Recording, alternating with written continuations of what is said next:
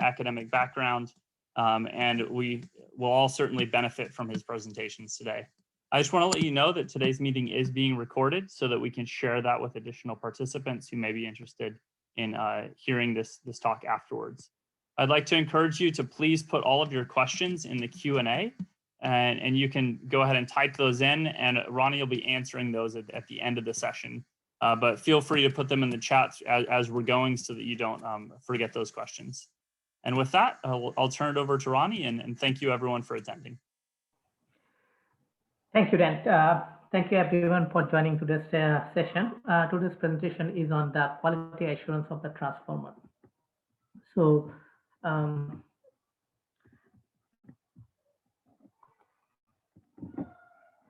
today's presentation is on the quality assurance of the transformer. So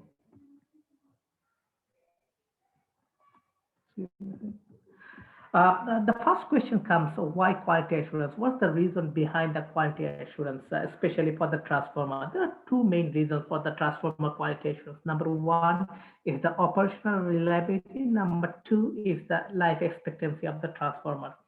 The first thing comes about what's the operational reliability of the transformer. So when we procure the transformer, we have these things in our mind that we are procuring the transformer to put into service for 30, 40 years. But sometimes what happens that there can be repeated through fault or some other fault. Due to that, the transformer can be at fault and can be taken out from the service. And that's called the compromise of the operational reliability.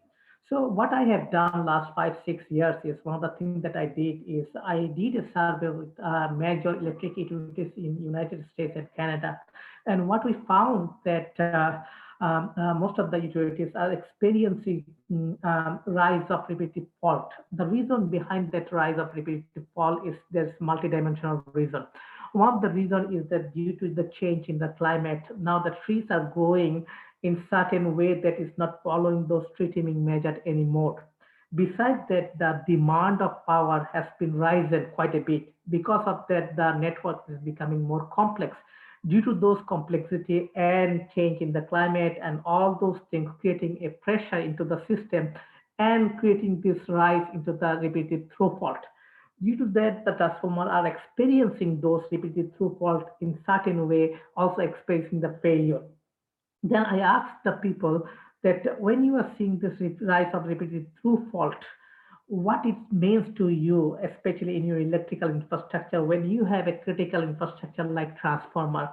What I gathered that especially those transformers that are built from mid-80s or before, those transformers are more well equipped to withstand those repetitive faults than those transformers that are built from mid-80s up until now. The question comes, why mid-80s is the year that we are targeting over here? The reason behind that is that before mid-80s, when the transformer was being designed, that time there's nothing called computer, there's nothing called sophisticated program to design the transformer. Because of that time the transformers that being designed are being over-designed and overbuilt. That means if you look at the transformer that are being built before mid-80s, they're heavy and bulky because they're being over-designed. Whereas from mid-80s, the transformer manufacturers started to use the computer program, sophisticated program, using the finite element method to know exactly the flux path. So that means they can be more aggressive into design. Because the manufacturer became more aggressive into design, but at the same time, they did not invest enough to improve the quality of the transformer factory, which is creating a lot of pressure on the quality of the transformer and compromising the operational reliability of the transformer. Then the next thing is the life of the transformer. What is the life expectancy of the transformer? The life of the transformer means the life of the insulation. Insulation is nothing but carbon-hydrogen chain. I'm a member of IEEE Transformer Committee. So one of my colleagues in IEEE Transformer Committee, who is a chemist, has done an extensive research on the life expectancy of the transformer. What he has proven through his experiment is that if you put the transformer into service for full load and running the transformer close to the all parameters, for example, maximum temperature 40 degrees C, average ambient temperature 65 degree rise, maximum average hotspot temperature 80 degree rise. When you are running that transformer close to those limits. In that case, the life of the transformer is 7 years. But in practical, we are seeing the life of the transformer much longer than that, 30 years, 40 years. The question comes, why you are getting 30, 40 years when my colleague at IEEE in his experiment proved that the life of the transformer is 7 years. The reason we are getting the life of the transformer 30, 40 years is because when we are putting the transformer into service, that time, the temperature is not, ambient temperature is not always 40 degrees C. The transformer internal temperature, let's say winding transformer, average winding transformer is not always 65 degrees C. The hotspot temperature is not always 80 degrees C. Due to that, we are gaining the life of the transformer. So now, as I talked about, one of the things that can compromise the quality of the transformer is the operational reliability, which due to the repeated through fault or many other electrical fault. Now, if when we are procuring the transformer, if we are not careful about the quality of the transformer, in that case, operational reliability can be compromised. Now, when it comes to the life of the transformer, as I talked about, is the life of the insulation. Insulation is nothing but carbon-hydrogen chain. Now, that carbon-hydrogen chain can be break down due to two reasons. One is the thermal reason, the other is the electrical reason. Now, during the manufacturing process, if something happened that blocking the oil channel, which can cause the rise of the temperature inside the transformer, in a way can compromise the quality of the transformer. Now, due to electrical means, let's say, for example, if you have a repeated through fault, then that through fault area can cause the rise of the temperature, which can cause the life of the transformer. In a way, you are losing the life of the transformer. So now we have established the two reasons that we need to be careful about when we are procuring the transformer is the reliability of the transformer, the life expectancy of the transformer. So now I will walk you through that what can be compromised during the manufacturing process that can cause the reliability and life of the transformer. Number one is the factory location. Does it really matter where the factory is located? Whether the factory is located in a dry area or wet area or humid area, whether the factory is located by the ocean or in the heartland. Of course, it matters. Why it matters? As I talked about transformer, inside the transformer, it has the insulation package. It is nothing but carbon-hydrogen chain. During the manufacturing process, if that carbon-hydrogen chain is exposed to the environment, especially humidity, in that case, it can absorb the moisture from the environment. If it absorbs the moisture, in that case, the manufacturer has to put this transformer into the vapor phase for a longer period. Longer period means is a cost of energy. Now, the cost of energy is not equal around the world. That means it's the extra cost for the manufacturer. The manufacturer has to be competitive in the market. Because he has to be competitive in the market, he has to cut the cost. If he has to cut the cost, one of the ways he will be cutting the cost is reducing the drying process. So that means if a factory is located into a dry area, it has a natural advantage over the factory that located into the humid area or wet area. Now the question comes, if the factory is located by the ocean, what happens is if a factory is located by the ocean, in that case, due to the vaporization, that salination from the ocean can land into the transformer, and in the long run, it can create an ionic path for the leakage current to follow. If it creates an ionic path for the leakage current to follow, in that case, it can cause the failure of the transformer. That means it is compromising the quality of the transformer. So, number one thing, it is very important the factory location, whether it is located in dry area or humid area. So now the question comes about the age of the factory, whether it's the old factory or newer factory.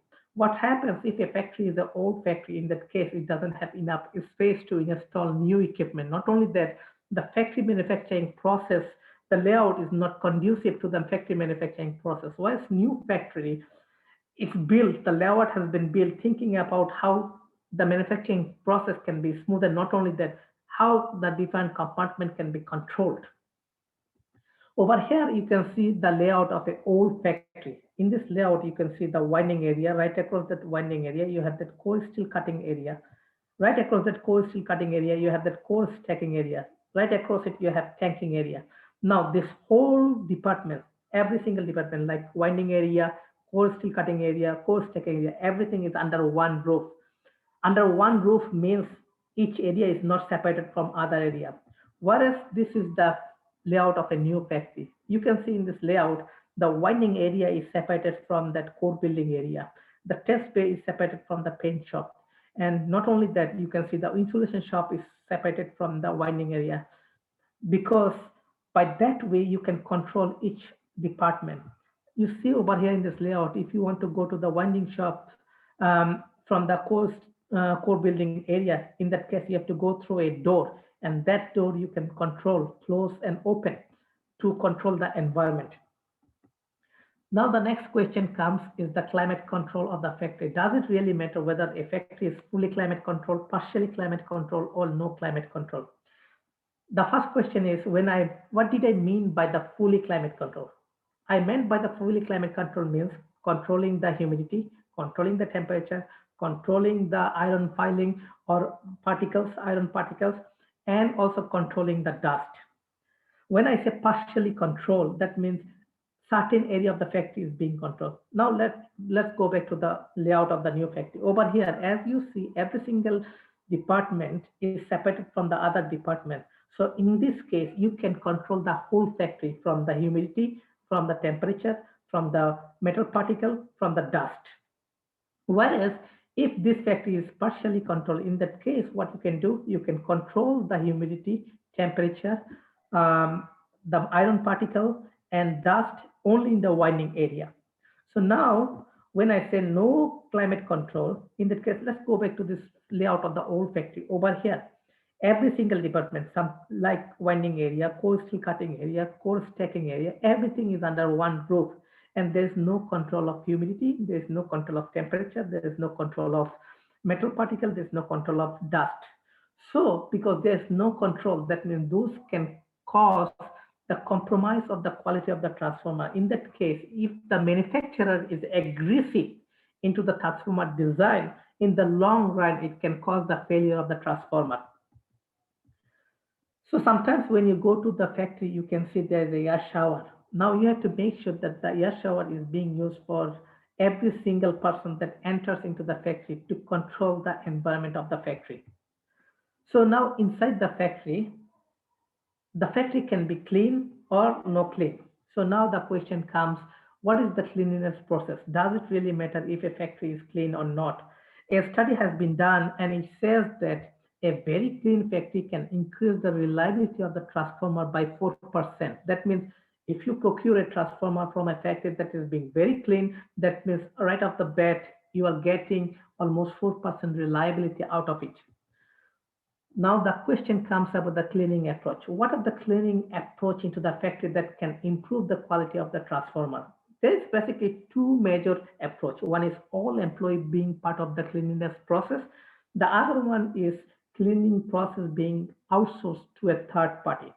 What is the problem of cleaning process being outsourced to the third party? The problem is those third parties, they are not being educated to how to do the cleaning of the factory. Not only that, they are not being educated on the importance of the cleanliness of the factory into the quality of the transformer. Sometimes what happens is that those cleaning companies, they have employees working in the transformer manufacturing factory for a month to clean the factory. Then the month after they go clean the airport, the month after they go clean the hospital. So now you have to understand that the cleaning the factory for the quality of the transformer is not same as cleaning the airport. It's not same as cleaning the hospital.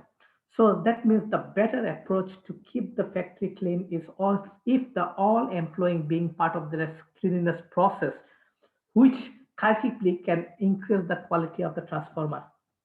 Now, here is the manufacturing flow chart. I'll walk you through this flow chart.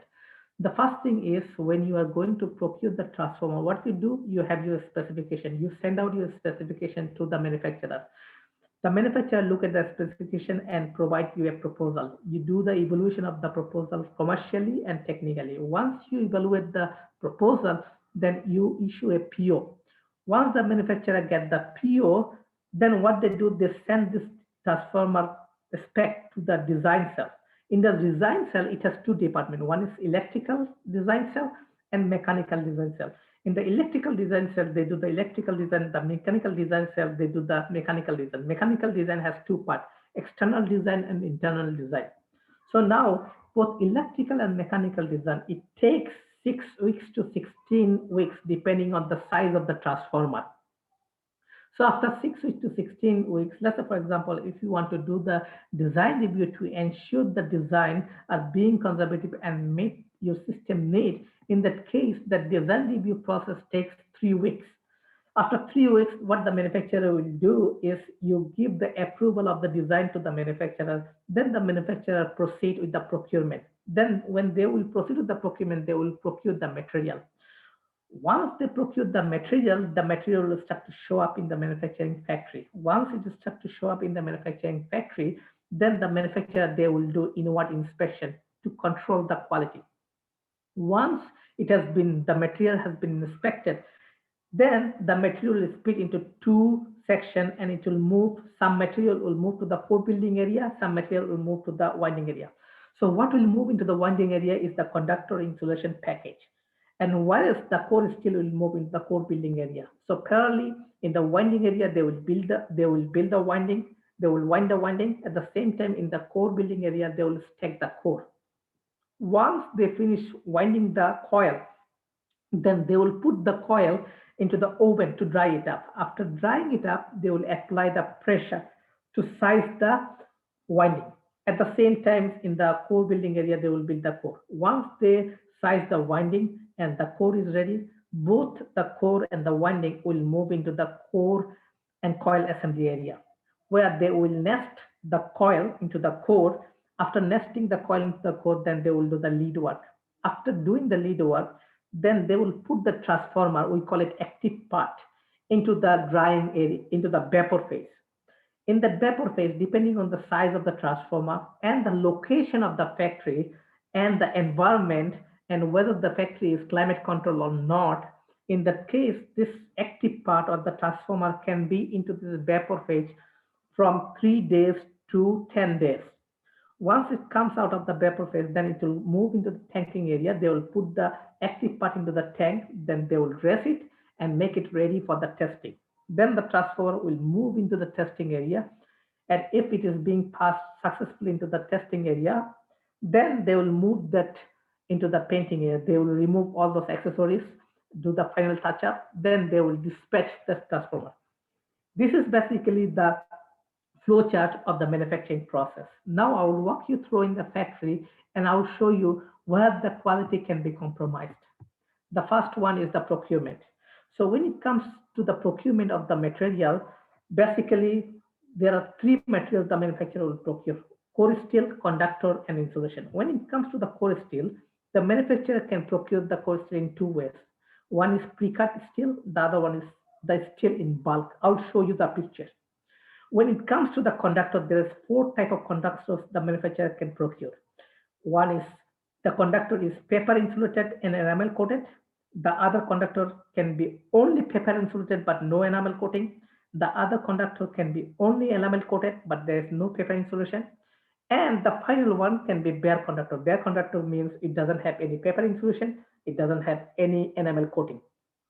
So now when it comes to the insulation, the manufacturer can buy the insulation in 2 ways. One is they can buy the insulation in bulk, or they can buy the insulation from the insulation supplier through a third party. That third party will cut the insulation. We call it pre-cut or pre-packaged insulation. Besides those materials, the manufacturer will procure tape changer, tank, frame, and all other materials, all other things. So now the picture that you see, it is an example of a pre-cut steel that the manufacturer gets from the steel supplier. So now here in the left-hand side, you can see the steel in a bulk in a roll. So basically what the manufacturer is doing, they are buying the steel in a bulk. Then they use this core cutting machine where they cut the steel for the core stacking. So let's go back to this old factory layout. Right over here, you see the winding area. If right across that winding area, there is no separation between the winding area and core steel cutting area. Just imagine you have this winding area where you are doing the winding, and the core steel cutting area, you have this core cutting machine. When you are cutting the core steel, that means you are creating that iron filing. When you are creating that iron filing, those iron filing can fly and land between the two turns in the winding. There is no test that you can pick it up into the factory acceptance test. The transformer will not gonna fail right away. Over the period in the long run, due to the dynamicism inside the transformer of the oil flow and all those things, in the long run, it can cause the failure of the transformer. That means you are compromising the quality of the transformer if the factory is something like this. So now here you see the type of conductors. On the left hand side, you have CTC, continuously transposed conductor. On the right hand side, you have that magnet wires, different kind of magnet wires that are being used in the transformer industry. The reason I'm showing you this conductor is because look at the conductor being wrapped with the gray thing. This gray thing is called insulation. This insulation is nothing but carbon hydrogen chain. This carbon hydrogen chain will absorb the moisture during the manufacturing process if the factory is not being climate controlled, which can compromise the quality of the transformer. Besides that, here you can see this is a conductor. The conductor has the insulation. The insulation come in a layer. This conductor has one, two, three, four, five layer of insulation. So now here I have the experience of doing the design review for one of my clients. The client bought three transformers from the same manufacturer for last 5 years. The first transformer that we bought, that time the manufacturer was providing us 50 millimeter insulation. 3 years ago, when we bought the second transformer from the same manufacturer, the manufacturer moved from 50 millimeter to 45 millimeter. Now, last year, the beginning of last year, when we were buying the third transformer from the same manufacturer, the manufacturer gave us 40 mil. Just see, within 5 years, the manufacturer moved from 50 millimeter to 40 millimeter. That means reduced 10 millimeters into the insulation because the manufacturer became more aggressive into design, because the manufacturer became more aggressive into design. But at the same time, what happened, the factory quality has not been improved. So that means the transformer is being stressed over here in terms of quality. Besides that, when the manufacturer will give us the insulation, this paper insulation, there can be different type of paper insulation. Here you see 1, 2, 3, 4, 5, 6, 7. There's 7 type of paper: crepe paper, craft paper. What type of paper the manufacturer will give to you and how much insulation the manufacturer will give to you, it depends on what is the manufacturer's design philosophy. Whether the manufacturer is taking 50 kV per millimeter for the breakdown voltage or 40 kV per millimeter for the breakdown voltage. That kind of gives an idea about the manufacturer is being aggressive into design or conservative into design. If the manufacturer is aggressive into design, in that case, those compromise of the quality during the manufacturing process can cost the reliability and the life of your transformer. So beside this paper, you have, this is, we call it key spacer. You see 1, 2, 3, 4, 5. There's 5 different type of key spacer, and those are nothing but carbon hydrogen chain that will absorb the moisture during the manufacturing process. Besides that, there's more carbon hydrogen. Let's look at the left side. Here, this one we call it duct stick. This one we call it riding block. This one we call it molded component. This one we call it line shield. This one we call it cooling ducts. Those are nothing but carbon hydrogen chain. This carbon hydrogen chain is the life of the transformer. So month ago, what happened? One of my transformer failed to the factory acceptance test. The failure is because here you see the duct stick. This duct stick, I'll show you in the next picture. Here you see this duct stick. This duct stick, you see over here in this duct stick, this duct stick is being glued with the cylinder.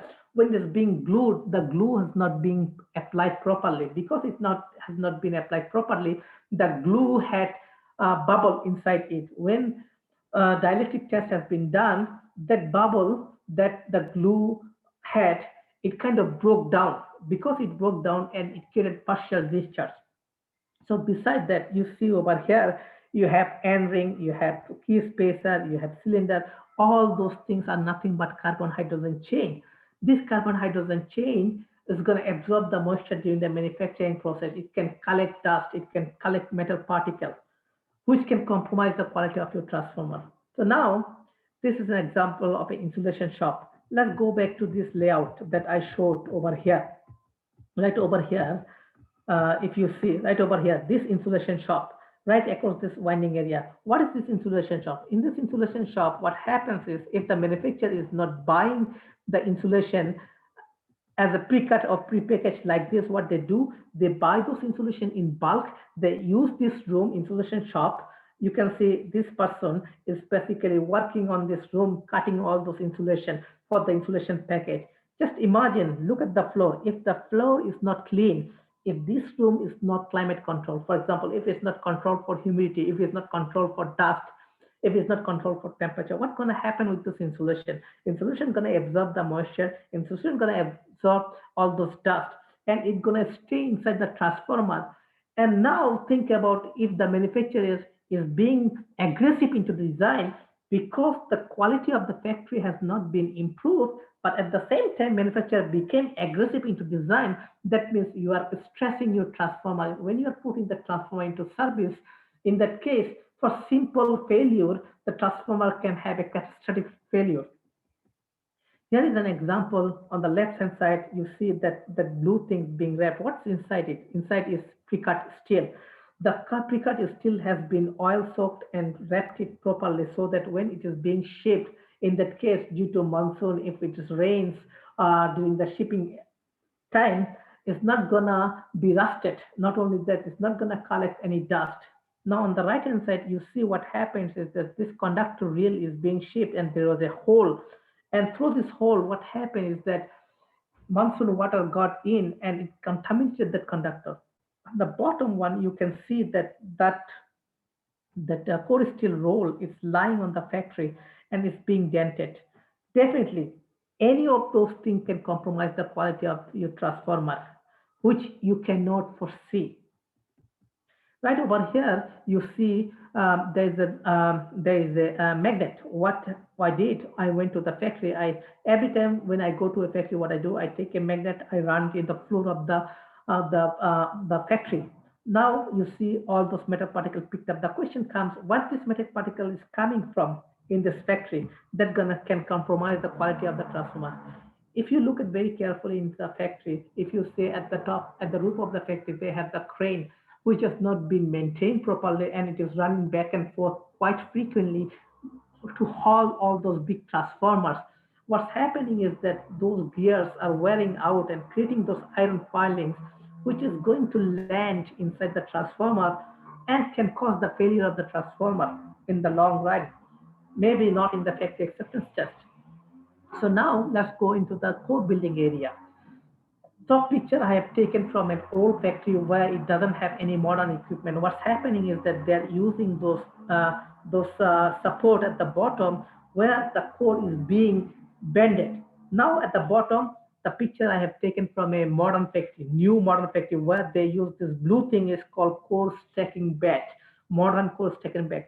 Just look at the difference. Look at the top picture and bottom picture. Look at the difference between these two core.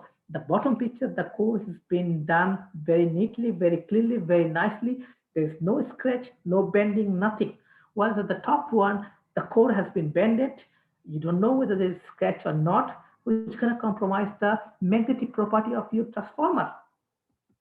So now over here, this picture I have taken from a factory. What happened? I went to the factory for core and coil inspection. Overnight it rained. Next morning when I went to the factory and the factory not being climate controlled and the humidity being high, what happened? The core got rusted. So now the rust is a killer for the transformer performance. Why? This rust is not be magnetically conductive, so it's gonna compromise the magnetic property of the core. That means it's gonna compromise the quality of the transformer. Now over here, the winding area. Let's move in the winding area. In the winding area, you can have a horizontal winding machine, you can have a vertical winding machine. It's better to have the vertical winding machine to wind your coil. The reason behind that is that in that case, you have the gravitational force G on your side to wind the conductor tightly against the cylinder. So now over here, I have two pictures, one from the old shop, one from the modern shop. Over here, the top picture is from the old shop where this individual is doing the winding using hand to wind the conductor against the cylinder. Whereas at the bottom picture, you see the conductor coming from the reel is going through a braking mechanism. After the braking mechanism is going through a socket. After that, you see from the braking mechanism, the conductor all the way to the cylinder is tighter. Not only that, on top of that, you have the tensioner. Because you have the braking mechanism and the tensioner, that means you can wind this conductor much tighter against the cylinder. Now, you may have a question is, why it is more important to have to wind this conductor much tighter against the cylinder? The reason behind that, when you put the transformer into service, if the transformer experience repeated through fault, in that case, fault means the fault current. When the fault current gets inside the transformer, the current creates that force, which is called short circuit force. There will be a huge short circuit force inside the transformer if it's not much tighter against the cylinder. If it is loose, in that case, the conductor will shake inside the transformer. When it will shake inside the transformer, then it will cause the failure. Here is an example of a vertical winding machine. On the left one, you see the vertical winding machine with the braking mechanism. On the right hand side, you see the vertical winding machine with the braking mechanism and tensioner. That means you will get the best quality out of your transformer if your winding has been winded using this vertical winding machine with the braking mechanism and tensioner. Why? Because in that case, the conductor will be much tighter against the cylinder. There will be no space. In that case, if you put the transformer into service due to for unseen reason, if the transformer faces any repeated through fault, in that case, the conductor will not have space to move around inside the transformer to cause the failure. So now, here you see on the left-hand side picture, the winding has been removed from the winding machine, and I was doing the inspection, and you see how much space there. So much space that even my pen can go through it. Because there is a space, what will happen in this space? If there is a repeated throw fault, in that case, this conductor will get the space to move around. If it gets the space to move around, in that case, it will cause the failure of the transformer. Now, on the right hand side, you can see there is the duct stick sticking around on top of the winding.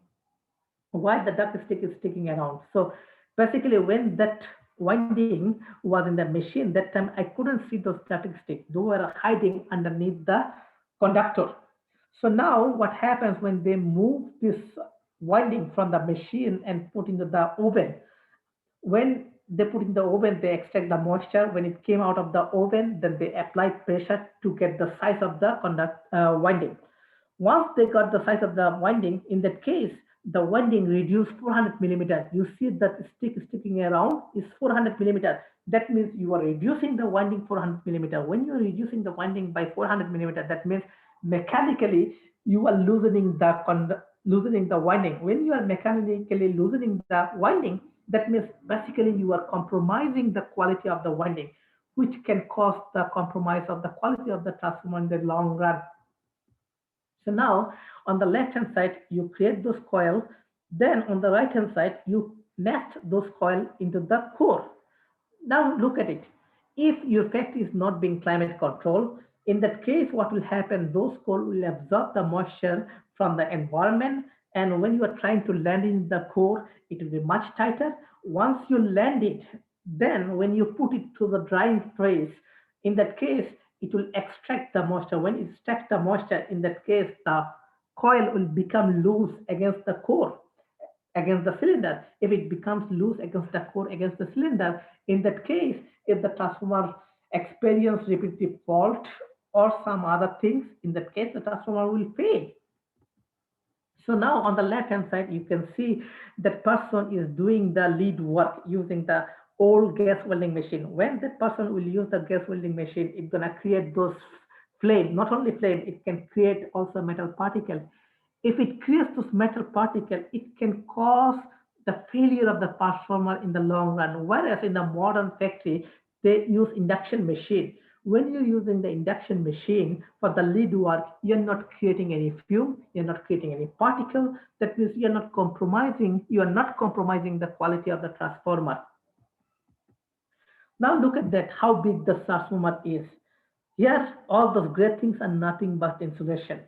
Just imagine you have this big transformer in a factory where the factory is not being climate controlled. it's not being controlled for humidity, it's not being controlled for temperature, it's not being controlled for dust, it's not being controlled for metal particles. So now it can absorb the moisture. Not only that, it can absorb the dust. It can have metal particles which can settle down inside the transformer, and in the long run, which can cause the failure of the transformer. So from this stage, the transformer will move into this stage, which we call it vapor phase. Vapor phase means is a big oven. This big transformer will be in this big oven. Again, depending on the location of the factory. If it is in a wet area, in that case, this transformer will be absorbing a lot of moisture. In that case, this transformer has to be in this chamber for, let's say, 4 days, 5 days, 6 days, 7 days, 8 days, 9 days, 10 days, depending on the size and how much moisture it has in the insulation. But the problem over here is that the manufacturer has to be competitive into the market. And in this chamber is being used the kerosene vapor and the electricity. So the electricity price is not same all over the world. So that means the energy cost will not be same for the manufacturer all around the world. And the manufacturer has to be competitive into market. If he has to be competitive into market, in that case, he has to think about to cut the cost. One of the ways that he can cut the cost is instead of putting this transformer in this vapor phase for 10 days, he's going to put, let's say, 7 days or 6 days to cut the cost. From there, they will dress it and the transformer will move into the testing bay for the factory acceptance test. So now there are many ways the transformer manufacturer can do the tricks so that the transformer can pass into the factory acceptance test. They can use very pure refined oil, which has a better dielectric property, not the same oil that will be used in the transformer in the site. They can control the environment of the factory testing bay so that even the manufacturer is aggressive in design, even though there is a contamination like dust, moisture inside the transformer is not going to fail because the manufacturer is doing the test using very pure refined oil and controlling the environment of the test bay. The environment of the test bay is not the same environment in the site, in the field. The next question is when you go to the factory, the manufacturer says that, oh, we have ISO certification. That's good that the manufacturer has the ISO certification, but the manufacturer having ISO certification doesn't mean anything. You should go and check the factory. What are you going to do? First thing you're going to do is check, is there any check and balance into the QA/QC process? Is there any documented process? The QA/QC is being documented or not? How often the auditing is being done? Is there internal auditing or external auditing? If the auditing is being done, what they would do with this auditing result. The next thing is that I have seen going around the world, going to the factories. The factory is being resistant to issue any NCR or non-conformance report. One of the main reasons behind that, the factory thinks that if they issue too many NCR, in that case, whenever a client comes and sees too many NCR, they can think that the factory has a problem. But you have to think it in a different way. You have to think that, you know what, the factory is being serious. They are issuing the NCR and they are implementing those NCR reports to improve the quality of the factory, in a way, quality of the transformer. Besides that, the subcontractors, how they are maintaining the subcontractor, how they're controlling the quality of the subcontractor. Two things I'm going to point out over here that I'm experiencing around the world that can compromise the quality of the transformer. Number one is the tank. So what happens is most of the manufacturers, they don't build the tank anymore in-house. They outsource it to the third party. When they outsource it to the third party, they are not, the quality has not been maintained. So when the transformer goes into the site, in that case, one of the common failures that we are seeing lately is the tank leaking or tank rupture, especially the tank leaking. I can show you a couple pictures on that if we have time. The second problem is that the core, I showed you picture of pre-cut steel, core steel. So what's happening is that when the pre-cut core steel is coming from, let's say for example, the factory is located in London, UK, and the core steel is coming from Italy by shape. When it's coming through by shape, in that case, it's not being packaged properly, it's not being oil soaked, right? So during that process, what can happen that the quality of the steel can be compromised. So this Outsourcing how the manufacturer is maintaining the quality of the subcontractors is becoming an issue and which is compromising the quality of the transformer. The next question comes is the factory has what kind of training process for the employees? Do they have continuous training process or do they have occasional training process or do they have no training for the employees so that the employees are not up to the level at the same time the employees having a refresher course to understand how to work collectively to increase the quality of the transformer. So yeah, now I'm gonna share a few things that I have experienced around the world. Let's say, for example, England being an industrialized country has the long history of factories building things. For example, England has the history of building transformers for 100 years, have the history of building cars, let's say, for 50, 60 years. So when England has that history of 50, 60 years, that means England has done not only that qualified workforce, at the same time, they have a structured process. So that means when a factory is located in England, in that case, you can expect certain level of quality through the structured process. Whereas if a factory is located in a country that the country is not being part of the industrialized society, a country being a third world country or a agricultural society, never been factory there for 100 years or 50 years, in that case, you cannot expect same level of workforce there. Not only that, you cannot expect to have same level of structured quality control process. Not only that, there's also question comes about the work ethic. There's also question comes about the professionalism. Those things also can contribute to the compromise of the quality of the transformer. I'll give you one example. I have been to one factory where I picked up something in the factory and I brought it to the attention of the factory manager. And the factory manager kind of blamed me that it is not their fault. It doesn't compromise the quality. Whereas at the same time, I also have the experience of another factory where I brought out the problem to the factory manager and factory manager thanked me bringing this to his attention and told me that he is going to keep me in the loop so that we can work together as a team so that they can improve the quality of the factory. So you see the two different approach. One approach is just blaming and not accepting the ideas, not listening. Whereas the other approach is appreciating, bringing those things and working together as a team to improve the factory quality. So those things can compromise the quality of the transformer. So now what can be the viable solution? Especially in United States and Canada, we look at three viable solutions. One is called factory auditing, the other one is called design review, third one we call it quality inspection during the manufacturing process. So now the factory auditing. What does the factory auditing means to us, especially in the United States and Canada, which I did not see that way in the rest of the world? Factory auditing means is when a manufacturer is going to provide transformer to us, we go to the factory, we look at the factory quality.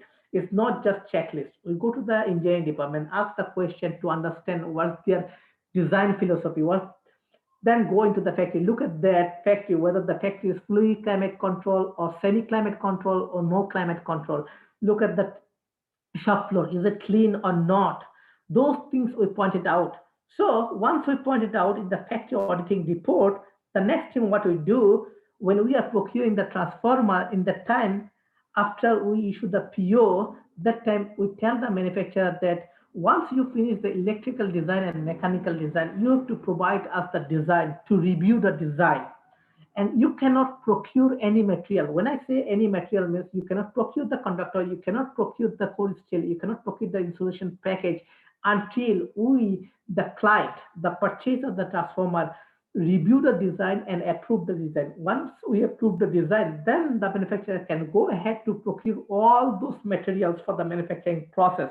So now at the design review stage, what we look at whether the design is aggressive or not. If the factory quality is not good, let's say for example, if the factory is not fully climate controlled, if the factory floor is not clean, in that case, in the design, we try to force the manufacturer to be conservative, more conservative into the design. That's the whole purpose to ensure the quality of the transformer. And further, what the transformer manufacturer has been promised into the design stage to ensure those things have been implemented into the manufacturing process, what we do, We do the quality control inspection. We do core and coil inspection. We do coil nesting inspection in the core. We do pre-vapor fitting inspection. We do pre-tanking inspection. We do inspection during the factory acceptance test. And we also do inspection prior to the shipping. Now, you may have a question that, hey, Ronnie, implementing those process may cost. Let's say factory auditing gonna cost, doing the design review gonna cost, and having these 6 different inspections to the factory during the manufacturing process gonna cost. The question is that, let's say, if you try to implement those process into you, if you try to adopt those things that I talked about into your procurement process, it's gonna cost, let's say, 4 to 5% extra of your transformer. So now the question comes, this 4 to 5% extra cost is important to you, or the reliability of the transformer, the life of the transformer is important to you. If you want to procure a transformer which gonna be reliable for 30, 40 years, that is you want, or you want a transformer, let's say, gonna last, let's say, 15, 20 years, and in the meantime, it's gonna give you a headache. So you need to do those cost analysis and see upfront this extra 4% cost to implement those procedures gonna create the comfort zone for you, or you want to live with an asset which is very critical for your infrastructure. So, so now, beside that, before I open up for the Q&A session, I'm gonna share a couple more things just so that you can have an idea about those things. One thing I'm gonna share over here is the specification.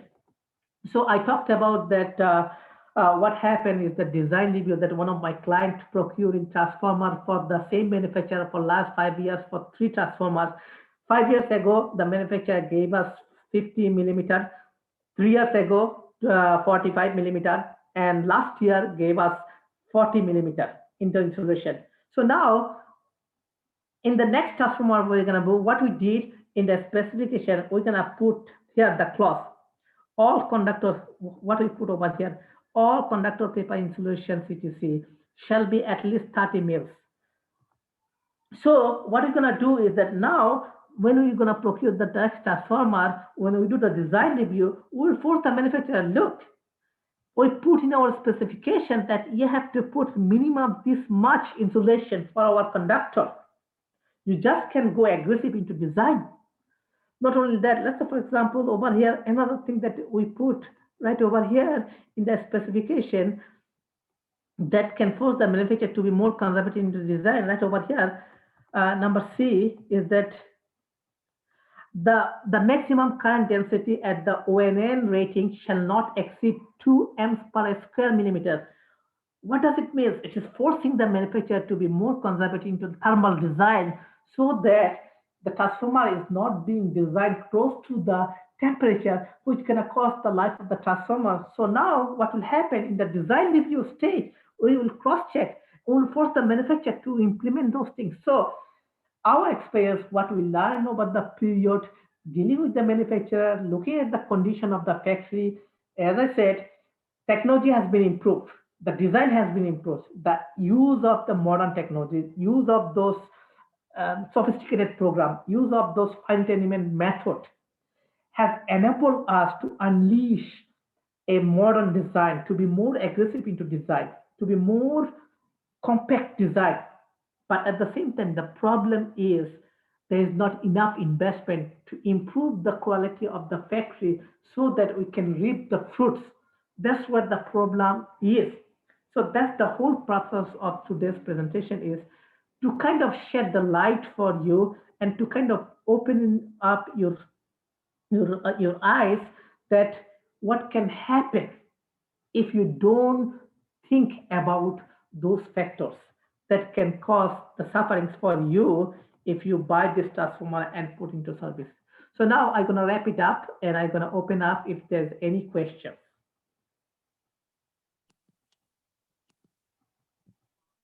Thank you, Ronnie, for the great presentation. And it looks like we do have one question already in the chat from Nan. He said, Dear Professor Minhaz, thank you for the excellent presentation. May I ask what the principles are when manufacturers balance lower costs and better quality of the transformers, or higher efficiency and lower loss? And how will these manufacturers deal with a transformer if it doesn't pass the type tests? Okay, so the person that who asked that question looks like that person is not aware that when you procure the transformer, especially for the power level, power transformer, I would say, let's say, for example, transformer for the power grid, electrical grid. In that case, every transformer is custom designed. It's not off-the-shelf design. The transformer, every single time when you procure the transformer, it has to be custom designed depending on the to meet the system need. When it's a system need, in that case, it has the impedance, it has the system parameters, and the system parameters varies from substation to substation. Because it varies from substation to substation, and the manufacturer has to do the custom design. So it's not the question of the efficiency. Transformer is a very efficient equipment into the electrical grid. The efficiency of the transformer is almost 99, more than 99%. So efficiency is not the problem. What the problem is, there's two things. Number one is the philosophy of your electrical utility. One of the big difference between the United States and England is United States is a big country full of natural resources, whereas England is a small island not blessed with natural resources. Because England is not blessed with natural resources, so for electrical companies in England, one of the main philosophy is the how to reduce the loss. Whereas in United States, because it is big country and blessed with abundance of natural resources, in that case, for electric utility in United States, the loss is not an issue. So when it comes to the procurement of the transformer, the electrical utilities like from England or France or Germany, they more go after the manufacturer to reduce the loss. Whereas in United States, they don't go after loss. They go after more, let's say, dielectric property. They go after more thermal property. They go after more short circuit property. So when it comes to the quality of the transformer, the first question comes, what is the philosophy of myself when I'm going to procure the transformer? If loss is important to me, not other things, in that case, what happens is that when you go after the loss, sometimes you compromise other things. So first of all, you need to define yourself what I want. Do I want a transformer? There will be a balance with loss as well as balance with quality. In that case, what you'll do is that loss you can test it in the factory acceptance test. And when it comes to the type test, when you procure the transformer, it's not like you do the type test. Especially the only test is the type test, is the short circuit test. That's where the question comes over here, the philosophy of England and United States. In England, what they rely on, they ask the manufacturer, have you done the type test for this short circuit? Provide us a certification. So in England, they trust the manufacturer's certification. Whereas in United States, we don't trust on the certification from the laboratory. What we say that, you know what, because you are not invested to improve the quality of the manufacturing process, you have not been invested to improve the manufacturing process to go with your aggressiveness in design. In that case, we need to look into the design and review the design, which is a completely different philosophy from the UK or Europe. So I would say one of the things that Europe and England can learn from United States, if you want to follow that approach to balance between the loss and the quality, is to adopt some of those things. That's the way I think I can answer that question. Thank you. It looks like we have a few more questions in the chat. Sure. And I think I'm going to start with the second question first, because it follows back up on what you just said. So the question is, where did you get that English or England is looking mainly to reduce losses, and is there evidences of that? Well, if you see, let's say for example, England, they follow IEC standard, whereas in United States, we follow IEEE standard. The second thing is when you look at the specification, it is called the loss evaluation. The third thing is that European it's called U mandate that came out in 2014. By 2021, so the mandate says that there is a two category. By August 2021, they have it. They call it peak. It's called peak efficiency index, which is basically based on the loss, right? Whereas in United States and Canada, what we do the loss evaluation. We say per kilowatt, how much loss. We do not follow this. Let's say, for example, currently I'm doing one project in Lithuania. I wrote the specification for Lithuania, lead grid.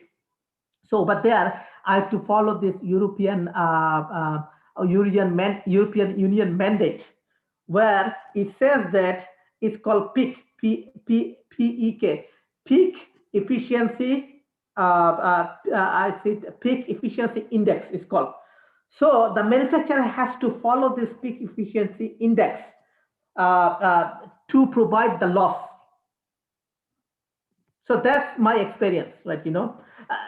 Again, as I said, England used to be part of EU, and one of the mandates from EU that they have to, all those countries are part of EU, they have to synchronize themselves. If they connect to interconnection with each other, they have to have the same system.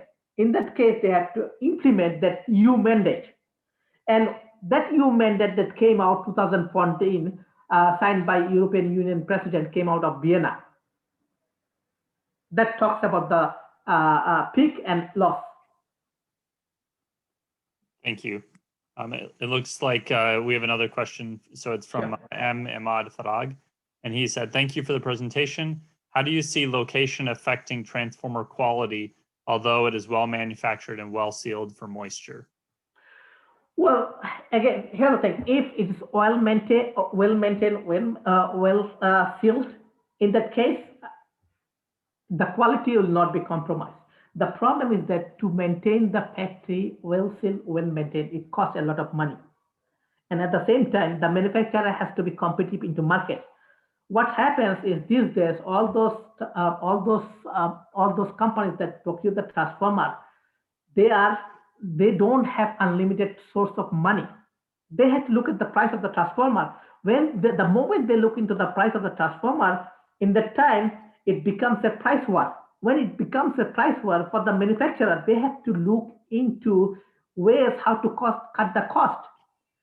So now the question comes, a factory is being well maintained, at the same time, the other factory is not being well maintained. In that case, if there is a huge cost difference, then why the manufacturer will try to keep the factory well maintained if he's not getting the project because the project is going under price? And this is my own experience. Let's say, for example, right now at this moment, I'm doing an evaluation for one project. There are 18 bidders for one transformer, 18 transformer manufacturers bidding for this project. Just imagine when 18 manufacturers is bidding for one transformer, how competitive the market is. And the transformer manufacturers are from Korea, from China, are from Mexico, are from Colombia, are from Poland, are from Spain, are from Croatia, are from Turkey, from all over the world. And the cost, labor cost is not same all over the world. The cost of electricity is not same all over the world because the drying process on those things, it costs money. So how can you compare apple to apple? Makes sense. So it looks like we have another question in the chat from Rohan McGrath. And he has said, thank you for a great presentation.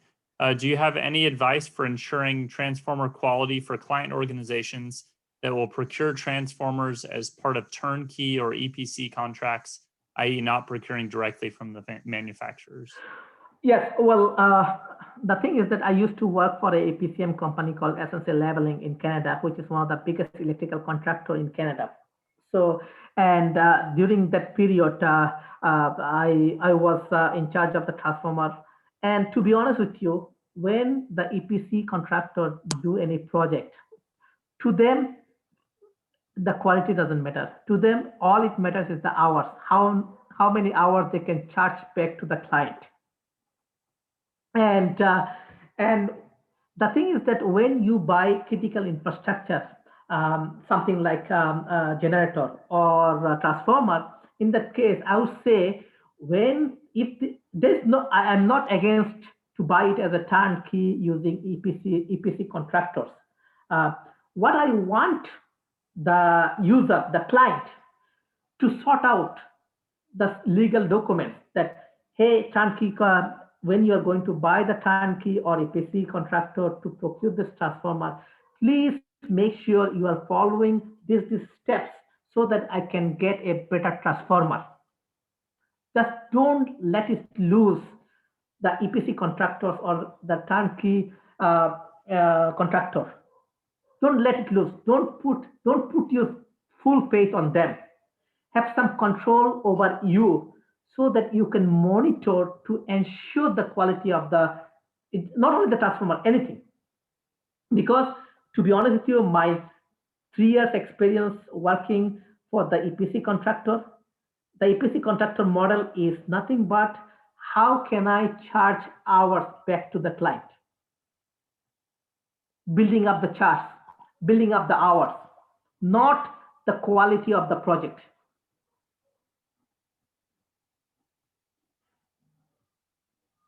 That makes sense. So it sounds like it's important really to understand those specifications that you're passing on to those. Exactly. So let me put it this way. When you are going to have a specification, when you are writing the specification, keep in mind in your head that when I'm going to write the specification, why I'm going to write the specification, what I want out of it. Let's say, for example, if you say that I'm going to procure the transformer that's going to last 30, 40 years and will give me reliable service, that means I have to write the specification in that way, thinking about that angle, that philosophy. Then you could say that, okay, what can compromise the reliability and the life of the transformer during this manufacturing process? How can I close these loops through specification, through EPC contractor, through turnkey contractor? Think about those before you proceed. Because let's say, for example, it is your money. Other people will not think about the same way that you will think about your own money. When you, let's say, for example, when you work hard, when you make your own money, when you are going to spend that money, even in the coffee shop, you think twice. But when it is someone else's money, you will not think twice. So it looks like we do have another question from Sure. Ahmad Alzoayed. They've said, how are the aging factors determined in transformers, and what is the role as a manufacturer of the transformer in this concern? Okay. The aging factor means, what is the aging factor of the transformer? Aging factor means aging of the insulation. What is insulation? Insulation is nothing but carbon hydrogen chain. So now, what can cause the aging of this carbon hydrogen chain? What can cause the life of this transformer? It is basically, in our term, in our industry, we call it polymerization. Polymerization of the carbon hydrogen. If the polymerization happens, what happens is two things happen. One is the insulation lose the strength, electrical strength. At the same time, it lose the property, right? You know. So there is no scientific method to measure the aging of the transformer. But what can cause the aging of the transformer? Two things. One is how you are loading the transformer, number one, and what is the amplitude of the loading. Number two is what is the environmental factor. Let's say, for example, if you are going to load the transformer, let's say 120%, for example, 120% for 6 hours for 4 days a week. And at the same time, if you are doing that in the summer, if your environmental temperature, let's say, is 30 degrees C, if you provide me those things, in that case, by using the IEEE guideline C57-120, I can do a rough calculation of what is the cost of, we call it loss of life. I can do the calculation of the loss of life of the transformer. So now, as I said, the loss of the life of the transformer is influenced by two things. Number one, your loading profile, how you are loading it over the period, the amplitude, the duration. The second thing is the environment, the factors, especially what is the temperature of the ambient, what is the temperature of the transformer inside, at what temperature the transformer has been designed. If you know those factors, in that case, you can slow down the aging of the transformer, the aging factor of the transformer.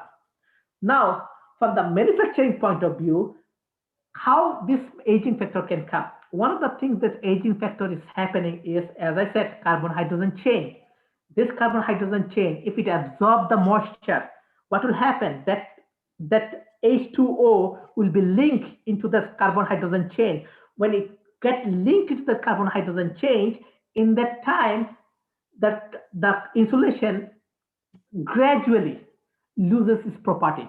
So from the manufacturer side, you have to make sure that it has been dried properly.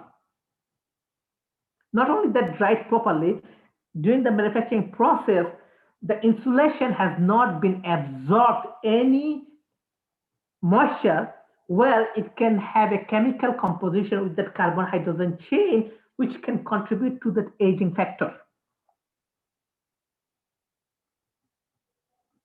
Great. Well, thank you so much for answering all the questions and the wonderful presentation. It looks like there are no other additional questions in the Q&A. So if no one has further questions, we'll go ahead and wrap up today's presentation. On behalf of the IEEE PES chapter of the UK and Ireland and the student branch at the University of Birmingham, we'd like to thank you for your great presentation today. Thank you everyone for attending.